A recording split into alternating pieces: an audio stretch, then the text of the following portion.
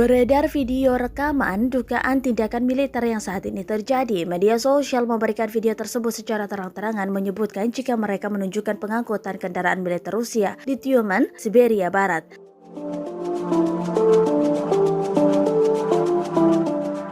Hal penting ini diunggah di akun Instagram @afv_recognition pada Jumat 15 April 2022. Nampak dalam video kendaraan lapis baja di bawah dan disusun begitu rapi.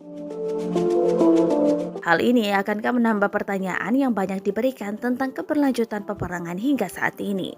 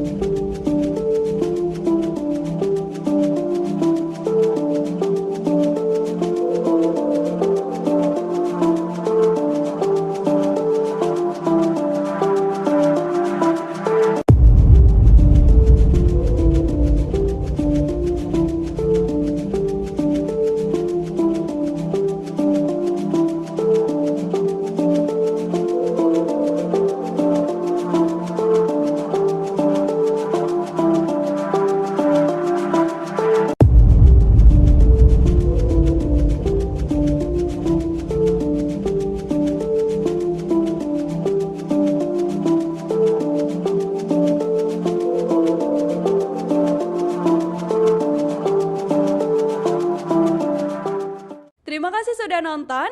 Jangan lupa like, subscribe, dan share ya.